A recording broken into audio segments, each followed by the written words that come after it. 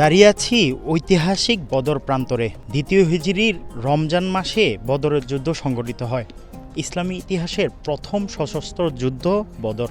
রাসূলুল্লাহ সাল্লাল্লাহু আলাইহি ওয়াসাল্লাম এই বদর প্রান্তরে ৩১৩ জন সাহাবীকে নিয়ে ১০০০ মুশরিকের বিরুদ্ধে যুদ্ধ করতে এসেছেন। রাসূল করিম সাল্লাল্লাহু আলাইহি ওয়াসাল্লাম ঠিক এই মসজিদটির জায়গাতে দাঁড়িয়েই দোয়া করেছিলেন আল্লাহর দরবারে। দোয়া করেছিলেন, হে আল্লাহ, আমাদেরকে কাফিরদের বিরুদ্ধে যুদ্ধ করার তৌফিক দান করো। মদিনা থেকে প্রায় ১৫৫ কিলোমিটার দূরে বদর প্রান্তরে অবস্থিত এক অনন্য ঐতিহাসিক মসজিদ, মসজিদে আরিশ। এটি সেই স্থান যেখানে ইসলামের প্রথম ও সবচেয়ে গুরুত্বপূর্ণ যুদ্ধ বদরের যুদ্ধ সংঘটিত হয়েছিল।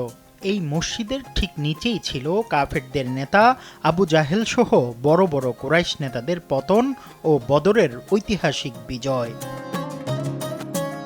যুদ্ধের দিন সাহাবী সাদ ইবনে মুআজ রাদিয়াল্লাহু তাআলা আনহু এর পরামর্শে নবীজি সাল্লাল্লাহু আলাইহি ওয়াসাল্লামের জন্য একটি উঁচু চালা বা ছাউনি তৈরি করা হয়েছিল, যেখান থেকে যুদ্ধের ময়দান দেখা যেত।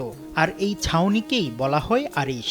যুদ্ধের পুরো সময় জুড়ে বিশ্বনবী সাল্লাল্লাহু আলাইহি ওয়াসাল্লাম এখানে দাঁড়িয়ে আল্লাহর দরবারে দুহাত তুলে রোনাজারি ও দোয়া করেছিলেন, হে আল্লাহ, আজ যদি এই ক্ষুদ্র দলটি ধ্বংস হয়ে যায় তবে জমিনে তোমার ইবাদত করার মতো আর কেউ থাকবে না। নবীজির সেই অশ্রুসিক্ত দোয়ার জায়গাতেই আজকের এই মসজিদে আরিশ।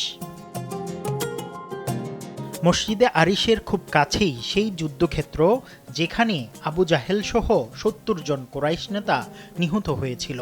যুদ্ধের পর নবীজি সাল্লাল্লাহু আলাইহি ওয়াসাল্লামের নির্দেশে এই কাফেরদের লাশগুলো একটি পুরনো ও পরিত্যক্ত কুপায় নিক্ষেপ করা হয়েছিল, যা কালিবে বদর নামে পরিচিত।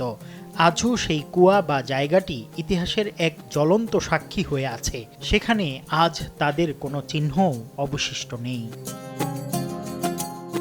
বর্তমানে মসজিদে আরিশ বদর প্রান্তরের সবচেয়ে বড় ও সুন্দর মসজিদ। এখানে দাঁড়ালে সাহাবীদের সেই অসীম সাহস আর ফেরেশতাদের অবতরণের অলৌকিক স্মৃতি হৃদয়ে নাড়া দেয়। এই মসজিদ সত্যের জয় আর মিথ্যার পরাজয়ের এক জীবন্ত স্মারক হয়ে মাথা উঁচিয়ে দাঁড়িয়ে আছে।